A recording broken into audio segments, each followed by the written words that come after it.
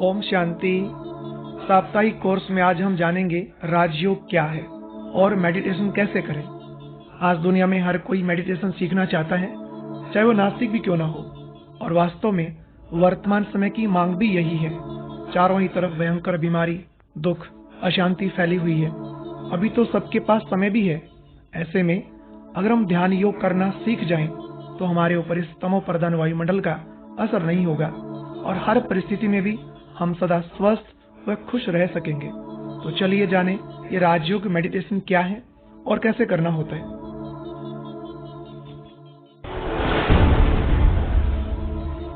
ओम शांति।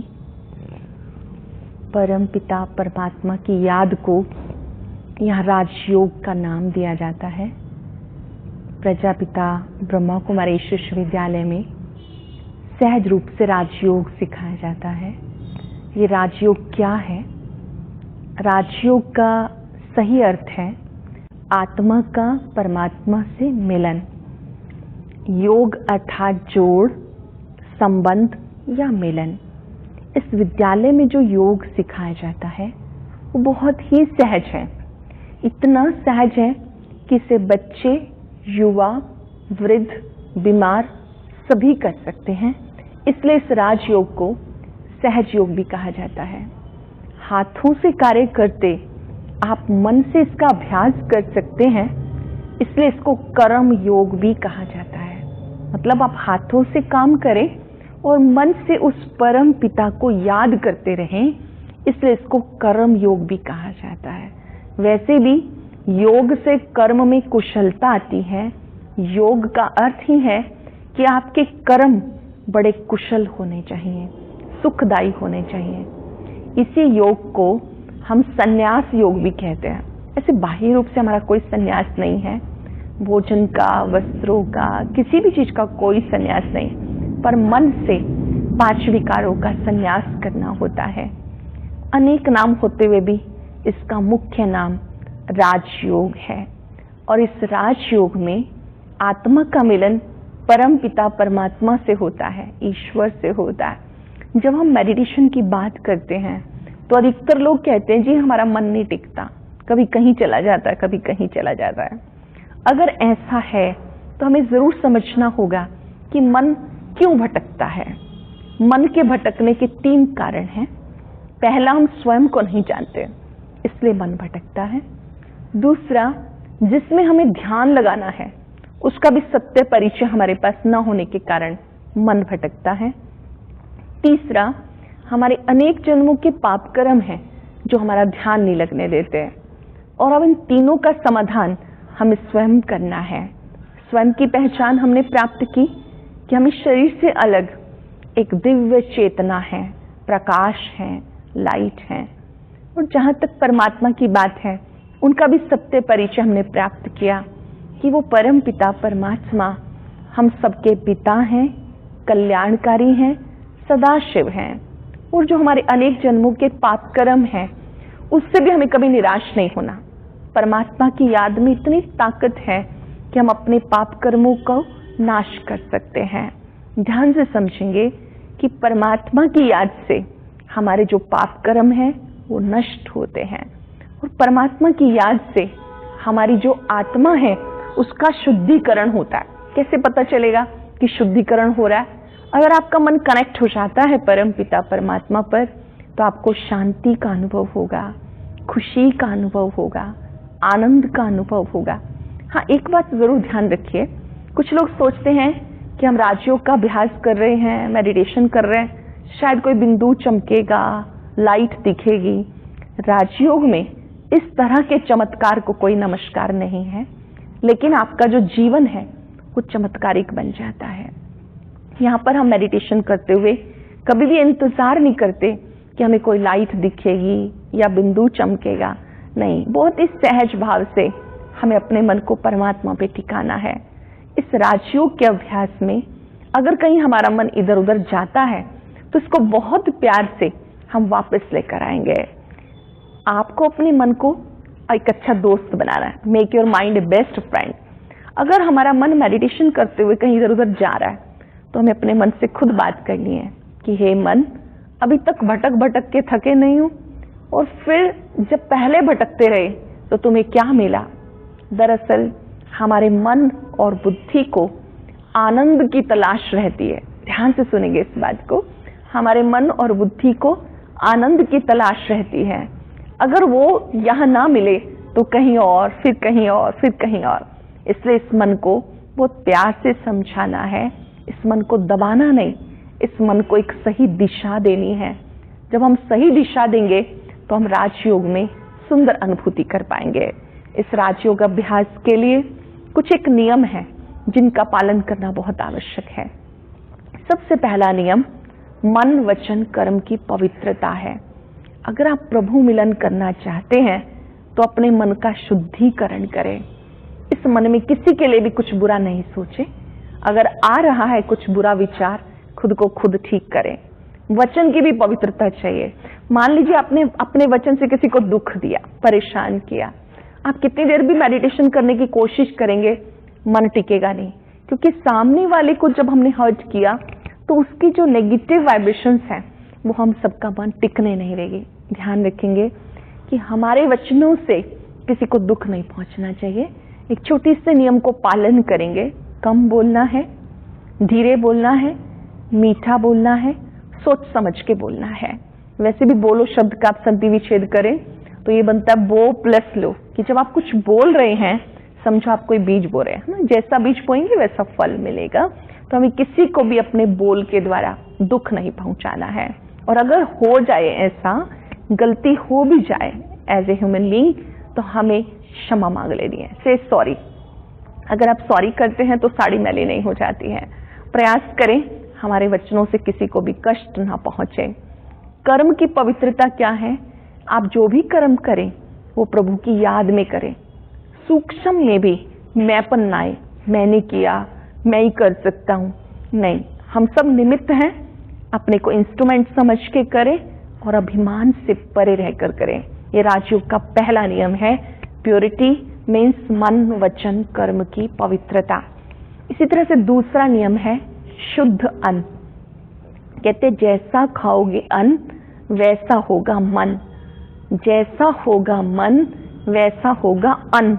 अर्थात जो बनाने वाला है उसका भी पूरा प्रभाव अन्न के ऊपर पड़ता है। तो जब हम भोजन बनाते हैं वो परमात्मा की याद में बनाएं, परमात्मा को भोग लगाएं, प्रसाद समझ के खाएं। एक स्थान पर बहुत अच्छी बात थी कि शुद्ध भोजन कौन सा होता है? शुद्ध भोजन वो होता है जिसमें खाने वाले की बजाय खिलाने वाले को ज्यादा खुशी हो रही हो, और जो खा रहा है वो भी प्रसाद समझ के खा रहा है। जब हम भोजन बनाते हैं तो उस समय हम कोई भी इधर उधर की बातें, टीवी देखना या कोई ऐसी वैसी चीजें सुनना, उन्हें छोड़कर प्रभु के लिए प्रसाद बन रहा है, इस प्यार से बनाएं। आजकल अधिकतर लोग ये कहते हैं बच्चों की पढ़ाई में एकाग्रता नहीं रही। जब कभी हम देखते हैं, कभी घरों में कहीं जाना होता है तो हम देखते हैं भोजन बन रहा है, माता जी भी टीवी देख रही हैं, बच्चे भी खाना खा रहे हैं टीवी देखते हुए। देखिए इससे हमारी एकाग्रता पे बहुत फर्क पड़ता है। जब आप भोजन बनाते हैं, भोजन खाते हैं तो आप परमात्मा की याद में खाएं। उस समय आप टीवी इत्यादि, मोबाइल आदि इन सब का प्रयोग ना करें। वैसे आप अपनी आवश्यकता प्रमाण कोई भी कार्य करते हैं वो अलग बात है, लेकिन भोजन बनाते हुए, खाते समय कभी भी हम टीवी आदि ना देखें, क्योंकि जो कुछ आप देखते हैं उसका इफेक्ट ज्यादा पड़ता है। और आप एक्सपेरिमेंट कर सकते हैं कि अगर आप परमात्मा की याद में बना हुआ भोजन बच्चों को देते हैं तो उनकी पढ़ाई में एकाग्रता अच्छी बनती है, उनका पढ़ने में मन लगता है, उनको खुद को भी मन में अच्छा लगता है कि हम पढ़ते समय ध्यान से पढ़ें। नहीं तो ज्यादातर बच्चों की एक कंप्लेन है कि जब वो पढ़ने लगते हैं तो मन टिकता नहीं है। शुद्ध भोजन अर्थात जिसमें ज्यादा तेज मिर्च मसाले, तामसिक चीजें ना हो, ज्यादा तली हुई चीजें, भुनी हुई चीजें, ये सब हमारी एकाग्रता को भंग करती है। ताजा भोजन स्वीकार करें, मौन में स्वीकार करें, यह मेडिटेशन के लिए बहुत आवश्यक है। यहाँ तक कि पानी भी जब आप पीते हैं तो पहले उसे चार्ज करें परमात्मा की याद से और उसे अमृत समझकर पिएं। तो क्योंकि हमारे शरीर में अधिकतर जल है, और जब आप परमात्मा की याद में जल ग्रहण करते हैं, अमृत समझ के ग्रहण करते हैं, तो आपके तन के रोगों से भी आपको मुक्ति दिलाता है। इसी तरह से तीसरा नियम है राजयोग का, दिव्य गुणों की धारणा। ध्यान से समझेंगे कि जब आप प्रभु मिलन करना चाहते हैं तो लक्ष्य हो ज्यादा से ज्यादा दिव्य गुणों को अपने में लाना है। दिव्य गुण है जैसे सरलता। जो लोग सरल होते हैं उनके लिए हर कार्य सरल हो जाता है। जो लोग सरल होते हैं उनके लिए बीमारियां भी सरल हो जाती हैं, समस्याएं भी सरल हो जाती हैं। सरलता का मतलब है अंदर बाहर एक जैसा होना। कभी कभी हम अंदर कुछ और बाहर कुछ और। सरलता मतलब बड़ी बात को छोटा कर देना, छोटी बात को समाप्त कर देना। इसी तरह से एक दिव्य गुण है मधुरता, मीठा बोलना। न केवल शब्दों से मीठा बोले लेकिन मन में भी मीठे भाव होने चाहिए। इसी तरह से एक बहुत सुंदर गुण है नम्रता, धैर्यता, हर्षित मुखता। ये सारे दिव्य गुण हैं जिनको जीवन में लाना हमारा उद्देश्य हो। जहां भी हम जाएं, वैसे तो चोरी करना अच्छी बात नहीं है, लेकिन गुणों की चोरी जरूर करें। जहां भी जिससे अच्छा गुण मिले वो अपने में धारण करते जाएं। चौथा नियम आता है सत्संग। सत्संग किसे कहते हैं? कई बार हम सोचते हैं कि जहां भजन कीर्तन चल रहा है वो सत्संग है। नहीं, जहां आपका मन सत्य परमात्मा से जुड़ जाए, ईश्वर से जुड़ जाए, वो सत्संग है। अगर आप सत्संग में बैठे हैं, बुद्धि घर जा रही है तो आप घर संग है, फैक्ट्री में जा रही है तो फैक्ट्री संग है। लेकिन सत्संगी जो होता है वो सत्य परमात्मा का संग करता है। अगर आप इन 4 नियमों का पालन करेंगे, मन वचन कर्म की पवित्रता, शुद्ध अन्न, दैवी गुण और सत्संग, तो परमात्मा की याद में मन एकाग्र करना बहुत सहज होगा। परमात्मा की याद में अपने मन को टिकाने के लिए हमें 4 चीजों का पता होना बहुत आवश्यक है। एक तो परमात्मा का परिचय, दूसरा संबंध, तीसरा स्नेह और चौथा प्राप्ति। ये चारों आधार हमें ईश्वर के साथ जोड़ने हैं। परिचय हम सबने प्राप्त किया कि वो परम पिता परमात्मा हम सबके पिता हैं, उनके साथ मेरा संबंध अविनाशी है। जहां तक स्नेह की बात है, परमात्मा का प्यार ही अविनाशी प्यार है, निस्वार्थ प्यार है। केवल वही प्यार है जो हमें पार लगा देता है, उसी का प्यार अनकंडीशनल लव है। और जहां तक प्राप्ति की बात है, परमात्मा की याद से सर्व प्राप्तियां होती हैं। सबसे पहली बहुत बड़ी प्राप्ति कि आपके संबंधों में मधुरता आनी शुरू हो जाती है, आपका स्वयं से संबंध अच्छा होना शुरू हो जाता है। परमात्मा की याद से प्राप्ति है कि आपके अंदर जो भी डिवाइन वर्च्यूज हैं वो अपने आप आने शुरू हो जाते हैं, जिनकी हम बात कर रहे थे, धैर्यता, मधुरता, संतुष्टता, सरलता, ये सब अपने आप आने शुरू हो जाते हैं। इतना ही नहीं, हमें सर्व शक्तियां मिलती हैं, जिसमें से सहन शक्ति है, समेटने की शक्ति है, सहयोग शक्ति है। ये वो शक्तियां हैं जो परमात्मा से मिलती हैं। और एक एक शक्ति की हमारे जीवन में बहुत अधिक आवश्यकता है। अगर एक एक शक्ति को आप जीवन में लाएंगे तो ये जीवन आपका खुशहाल बन जाएगा। जब हम परमात्मा को याद करते हैं तो हम नेत्र खोल करके याद करें, क्योंकि हमें सारा दिन कर्म भी करना है। हाँ, अगर कहीं शोर है, उस आसपास की हलचल से, चारों ओर के शोर से आप बचना चाहते हैं तो भले आपके नेत्र बंद भी हो जाए, कोई बात नहीं, बट प्रयास करें नेत्र आपके खुले हों, तब आप परमात्मा को याद करें। और जब आप उसे याद करें तो किसी मंत्र जाप की आवश्यकता नहीं है। परमात्मा को याद करने के लिए हमें सच्चे दिल से उसका थैंक्स करना है। देखिए, परमात्मा का थैंक्स करना भी मेडिटेशन है। जो जो उसने दिया, एक बार आप लिस्ट बनाइए। आपका परिवार बहुत अच्छा है, उसके लिए थैंक्स। आपके संस्कार बहुत अच्छे हैं, उसके लिए थैंक्स। आपको परमात्मा ने ज्ञान दिया, उसके लिए थैंक्स। अगर हम सच्चे दिल से शुक्रिया करते हैं तो कोई भी शिकवा नहीं रहता है। जब हम उसे याद करते हैं तो उसका थैंक्स करना है। 3 काम जरूर करने हैं परमात्मा की याद में। पहली बात, जब आप उसे याद करते हैं तो उसको शुक्रिया दें। दूसरी बात, उनके गुणों का चिंतन करें, ज्ञान के सागर, शांति के सागर, प्यार के सागर, गुड फीलिंग के साथ, कि जो परम पिता है वो गुणों का सागर है, मेरा पिता है। तीसरी बात, जब आप उन्हें याद करते हैं तो निज के स्वरूप में जरूर टिकेंगे। अटेंशन देंगे इस बात पर, जब तक आपने खुद को आत्मा निश्चय नहीं किया, आपका परमात्मा से कनेक्शन नहीं जुड़ सकता। और 3 काम कभी ना करें, जैसे नो कंप्लेन। कभी कभी हम कंप्लेन करने लगते हैं परमात्मा से। अगर जब आप उसे याद कर रहे हैं, कोई शिकायत ना करें, बल्कि थैंक्स करें। नो डिमांड, मुझे ये चाहिए ये चाहिए। कभी कभी हम कहते हैं मैं नीच हूं, मैं पापी हूं, मैं कपटी हूं। इन कार्यों के बजाय हम ये स्वीकार करें, मैं जो हूं, जैसा हूं, मेरे पिता मुझसे प्यार करते हैं। परमात्मा को याद करना मुश्किल नहीं, हमने उसे मुश्किल बना दिया। वो तो हमारे पिता हैं, शिक्षक हैं, सतगुरु हैं। आप जब भी याद करते हैं, वो आपकी मदद करते हैं। परमात्मा को याद करना मुश्किल तब लगने लगा जब हम गलत संग में चले गए, तब मुश्किल लगने लगा जब हम उसको भूल गए, तब मुश्किल लगने लगा जब हमने अभ्यास नहीं किया। अभ्यास, अभ्यास और अभ्यास। अभ्यास करते करते आपके लिए राजयोग बिल्कुल सहज हो जाएगा। आप चलते फिरते भी याद करें, मैं आत्मा हूं, मैं शिव बाबा का बच्चा हूं। ये भी मेडिटेशन है। हाँ, मेडिटेशन की अवस्थाएं होती हैं। सबसे पहली है जब आप आत्मचिंतन, परमात्म चिंतन करते हैं। दूसरी अवस्था है जब आप उनसे बातचीत करते हैं, रूहान करते हैं। तीसरी अवस्था है जब आप बिंदु बनकर उस बिंदु परमात्मा में समा जाते हैं। ये तीनों अवस्थाएं डिटेल से समझने के लिए बहुत बहुत आवश्यक हैं कि हम इन्हें समझें, और इसका अभ्यास हम अमृत वेले के समय में करें। जब आप सुबह उठ करके इसका अभ्यास करेंगे तो आपके लिए राजयोग बिल्कुल बिल्कुल सहज रूप से हो जाएगा। आप याद करें कि मैं परमात्मा का बच्चा हूँ, सहज योगी हूँ, परमात्मा मेरे पिता हैं, पल पल मेरे साथ हैं, तो आपके लिए याद सहज हो जाएगी। ओम शांति। ओम शांति। कुछ समय के लिए स्वयं को इस दुनिया से न्यारा कर दीजिए। एकांतवासी बन जाएं और अपना पूरा ध्यान मस्तक के बीच लेकर जाएं, जहां पर मैं आत्मा एक चमकते हुए सितारे के रूप में विराजमान हूं। अपना पूरा ध्यान उस सितारे पर केंद्रित करें।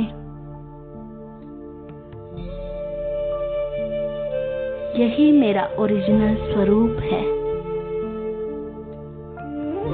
निहारते रहें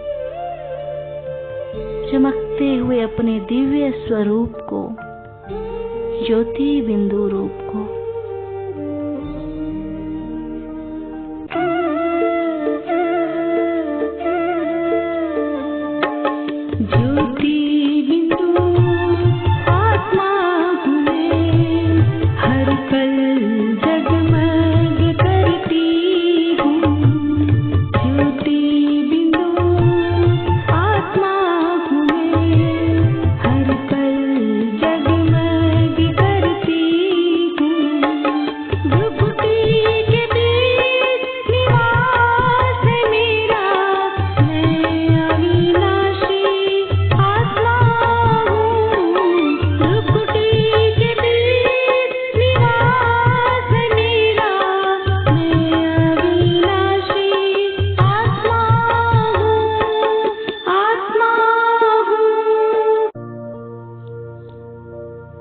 अब अपने से बातें करें और पूछे स्वयं से, मैं कौन हूं? वास्तव में मैं एक आत्मा हूं, एक शुद्ध पवित्र आत्मा, एक लाइट हूं, एनर्जी हूं। ये शरीर मात्र मेरी ड्रेस है और मैं इसमें चमकता हुआ एक दिव्य सितारा। ये शरीर एक कुटिया के समान है और मैं आत्मा इसमें विराजमान एक तपस्वी।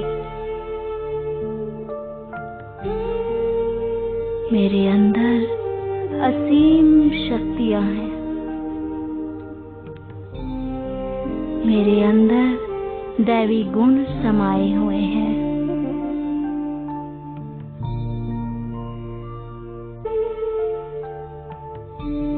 मैं आत्मा इस तन के भाल पर बैठकर महसूस कर रही हूँ खुद से निकलती हुई शांति की किरणों को।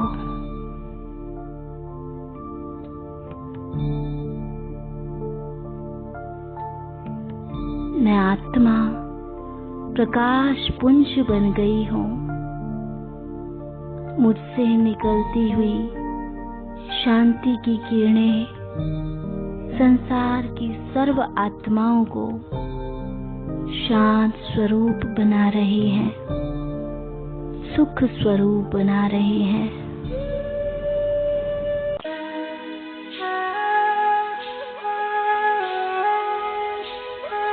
मैं प्रकाश पुंज हूँ, अनंत शक्तिवान हूँ, दिव्य ज्योति बिंदु हूँ, मैं शिव पिता समान हूँ।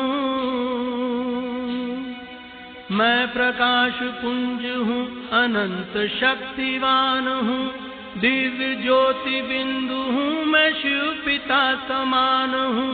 सृष्टि का श्रृंगार हूँ, इस जगत का तार हूँ, सृष्टि का श्रृंगार हूँ, इस जगत का तार हूँ।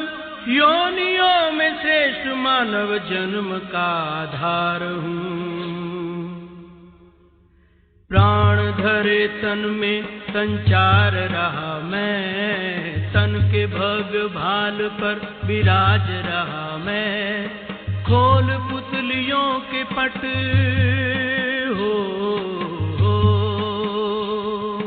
खोल पुतलियों के पट निहार रहा मैं, निहार रहा मैं। तन के भग भाल पर विराज रहा मैं।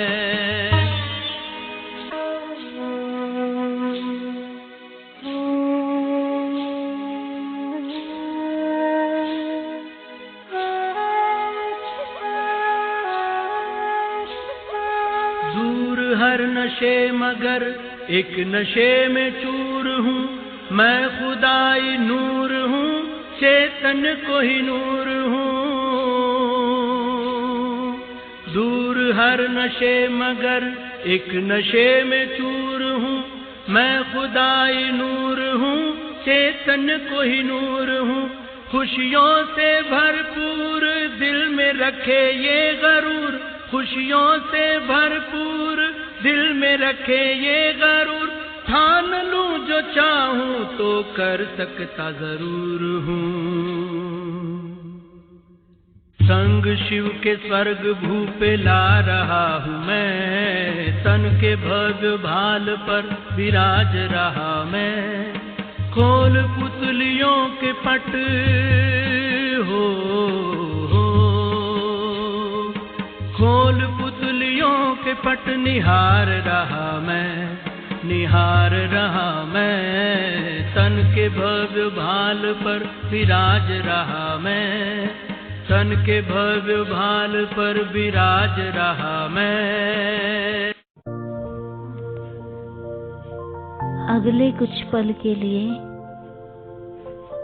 देह की सुध बुध भूले हुए इसी आत्मिक स्थिति को बनाकर रखेंगे और खो जाएं प्रभु प्यार में, समा जाएं प्रभु यादों में।